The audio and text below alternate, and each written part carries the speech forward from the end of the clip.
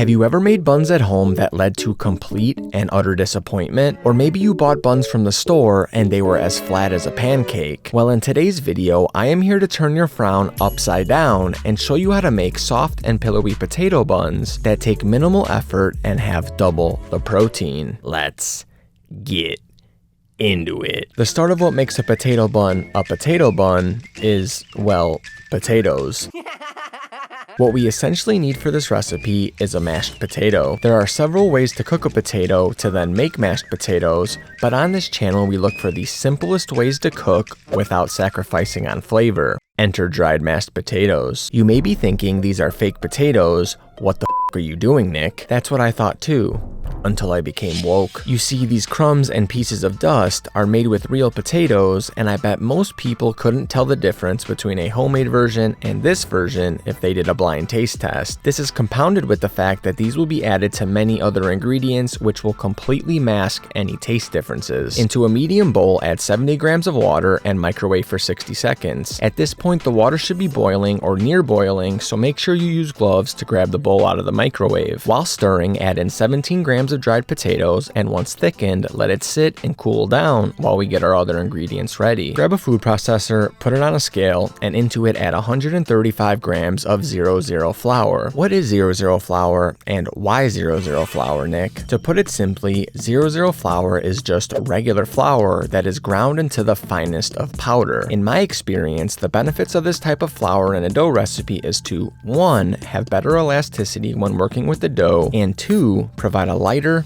fluffier, and softer final product. This is especially important when we are also using an ingredient like vital wheat gluten, which will make the dough a lot less elastic or stretchable due to the strong gluten network it creates. This was especially important in my 1-hour pizza, where we had to make the dough extremely thin, as it took me almost twice as long to stretch out whenever I used all-purpose or bread flour. Now, you will get 85 to 90% quality with bread flour, which will still taste fabulous, but if you want the best recipe possible, I would grab some 00 flour from the store. Speaking of vital wheat gluten, add 55 grams of it to the food processor along with 6 grams of dough conditioner. Dough conditioner is another ingredient that is worth investing in if you plan to bake regularly and want to have the softest, fluffiest buns possible. It has a plethora of benefits and is worth the extra 17 cents per recipe. Let's finish off the dry ingredients by adding 5 grams diastatic malt powder, 24 grams erythritol, 5 grams instant yeast, and 3 grams of salt. There is some diastatic malt powder in the dough conditioner, so this ingredient isn't absolutely necessary, but I found it gave the buns better color and flavor and only cost a couple pennies per recipe. And anything I use in this video will be in the description below. Put the top on the food processor and blend the dry ingredients for 60 seconds. Although we have some butter in the mashed potatoes, a little more butter will go a long way, so let's get our wet ingredients together. Add 40 grams of fat-free milk and 14 grams of butter into a measuring cup and microwave for 20 seconds. The butter won't be melted, but the milk is more than hot enough to melt the rest of it. Grab a fork and mix it until melted. Forewarning,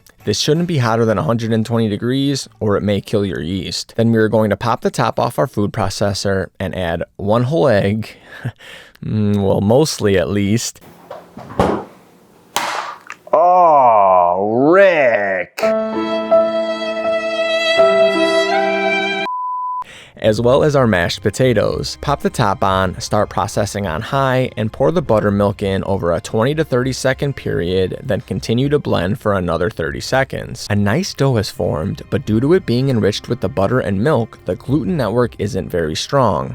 At least not yet. To get this dough where we want, put on some music and roll the dough back and forth between your hands. We will need to do this for about 8 to 10 minutes to make sure the gluten network is developed, making the dough acquire a ton more strength and elasticity. Once you have jammed out to a few songs, roll the smooth dough into a taut ball, lightly spray a large bowl with oil, and plop our silky smooth dough in the middle. Go run some errands, drink the world's best pre-workout and hit the gym, or take a nap and return to your bowl of fully gassed dough after 1.5 to 2 hours. If it takes you a little longer to come back to the dough, that's okay. Your dough will be waiting for you when you are ready. After 2 hours, here's how we are looking. Doubled in size and smooth as butter. What we want to do now is take our dough and break it into 6 even portions, which ends up being about 67 grams apiece. If you double 67, that is about how many recipes are currently in my cookbook, including this one that cookbook owners have been making for 4 weeks now, that also features pictures of the dough at important steps in the recipe. If you want the highest quality, low-calorie recipes before anyone else, click the link in the pinned comment and use code E4CM for 10% off. Press down on the dough to flatten it out and get any large air bubbles out. Then fold the edges into the center, flip it over, and round it into a ball. It is important to try and seal the bottom the best you can. Since there's a lot of vital wheat gluten in these, the balls wanted to snap back, but just give them a few pinches and they will have no choice but to stick together. Plop your sealed dough ball on a sheet pan that is either lined with parchment paper or a non-stick liner. Then repeat the process until all 6 dough balls are formed and evenly spread throughout the sheet pan. To give them that signature bun shape, we take the palm of our hand and press down on them. Once finished, grab another sheet pan or damp tea towel,